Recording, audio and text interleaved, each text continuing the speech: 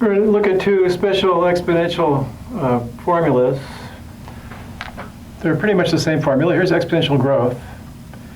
Initial amount, e to the kt. K is the growth rate, the quoted growth rate for exponential growth. And for decay, the only difference is that exponent there is minus the growth, well, actually decay rate now. So in this case, we have a growth rate of 23%. And we're talking about per day as a growth rate, approximately 23% per day. We're wondering how much there is in 7 days if it grows exponentially. So this is just like compound interest, but it's with continuous compounding. So we just put everything in place. That's 250 is the starting amount. E to the k is 0.23 times 7. Okay. So that's where am I? I just lost myself. Oh, 250 e to the 1.61, like that, which is about 1251. So it's the number of bacteria in a petri dish after t days grows exponentially with quoted growth rate of 23% per day. How much is there after 7 days? And the answer is, if there were 250 initially, there's 1251 after 7 days with this exponential growth. Okay, so how long would it take to reach 1,000? We have beat 1,000 there, so for 1,000 we go to 1,000 is 250 e to the 0.23 t. Then before e to the 0.23 t, then we take logs of both sides. Log of 4 is 0.23 t, and t is log of 4 over 0.23, which comes out to be 6.03 days. So in 7 days you made it to 1251, and just a little over 6 days you could make 1,000 bacteria if you started with 250 with this kind of exponential growth. Over here we have the exponential decay formula. We're talking about plutonium-241 decaying. The quoted decay rate is 5.3% per year, and the initial amount is 2 grams. How much will there be after 20 years?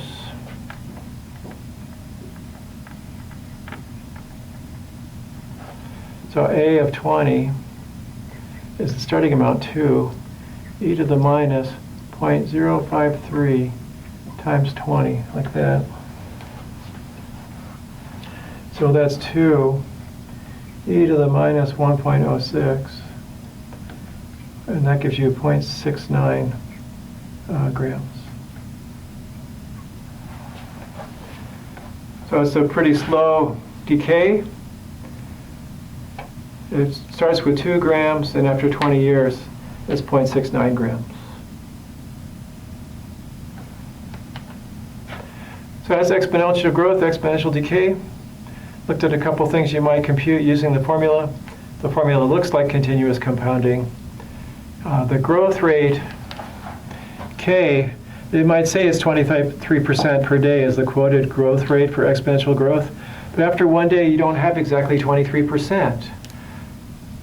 It's slightly different. So if you wanted to figure out what the effective growth rate is you'd have to check what e to the 0.23 equals what to determine what the multiplier is over a year. And it's going to be slightly higher than 23%, over a day. It's going to be slightly higher than 23%, just like when we took our compounding. When we continuously compound, the quoted rate, we actually get slightly more per year than the quoted rate. So here the quoted rate is 23%. We actually get slightly more than 23% per day. But it's the K that goes in the exponential growth formula. And they often talk about it as 23% per year, even though the effective rate is e to the 0.23, which is 1 point something bigger than 23. Okay, so that's exponential growth, exponential decay, and I'm hoping that's the end of the day.